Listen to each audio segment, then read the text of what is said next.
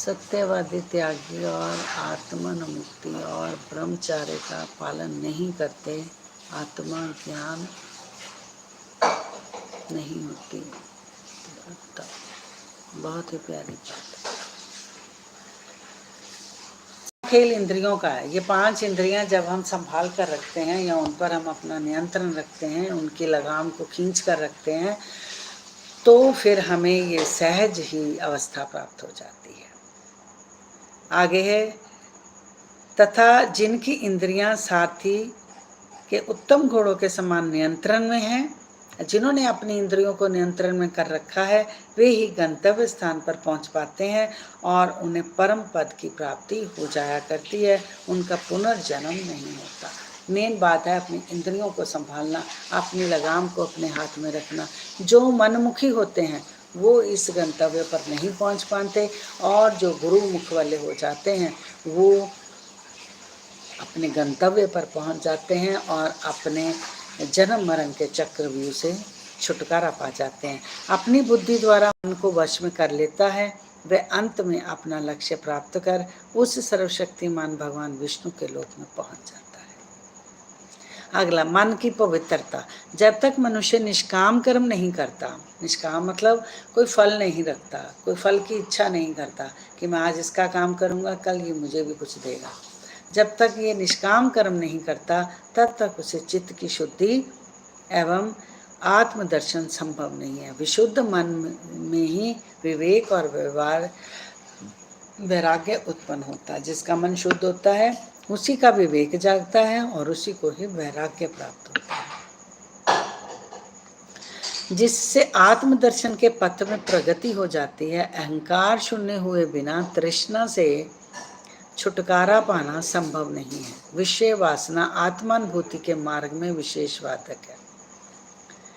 ये धारणा कि मैं शरीर हूँ एक भ्रम है। यदि तुम्हें अपने जीवन के आत्म साक्षात्कार को प्राप्त करने की अभिलाषा है तो इस धारणा तथा आसक्ति का सर्वदा त्याग कर दो। जो निष्काम भाव से मनुष्य के कर्म करता है उसी को ही चित्त की शुद्धि और आत्मदर्शन प्राप्त होता है। विशुद्ध मन वाले क्या ही विवेक और वैराग्य प्राप्त होता है, उत्पन्न होता है, जिससे कि उसके दर्शन आत्मदर्शन हो जाते हैं। अहंकार शून्य हुए बिना तृष्णा से छुटकारा पाना संभव है। अहंकार से शून्य नहीं होता तो तृष्णा से छुटकारा नहीं मिलता। ये गृहस्थी कर सकता है, मैं सीधी सी बात बोलूँ, ये गृहस्थी कर सकता है। ये जो कंदरों में या मठों में जाकर बैठे ना, इनका अहंकार नहीं खत्म होता, इनकी लालसा, इनकी वासनाएं खत्म नहीं होती।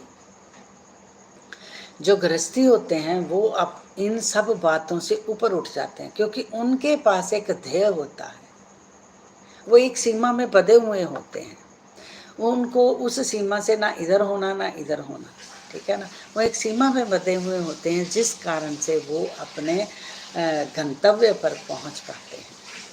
इस गृहस्थी जीवन में हम एक सीमाओं में बंधे हुए होते हैं। उन सीमाओं को पार करते हुए हम अपनी सारी तृष्णाओं को, सारी वासनाओं को हम समाप्त करके विवेक को जगाकर और उस हृदय में अपने ईश्वर का साक्षात्कार कर पाते हैं। क्योंकि हमने बहुत सारी चीज़ों का संग्रह किया होता है, उसे धीरे धीरे त्यागना शुरू कर देते हैं। ये काम है गृहस्थियों का। गृहस्थी बहुत सहज ही इस जीवन में आत्मदर्शन कर पाते हैं। अब गुरु की आवश्यकता क्या है? आत्मज्ञान इतना गूढ़ और रहस्यमय है कि मात्र निज प्रयत्न से ही उसकी प्राप्ति संभव नहीं।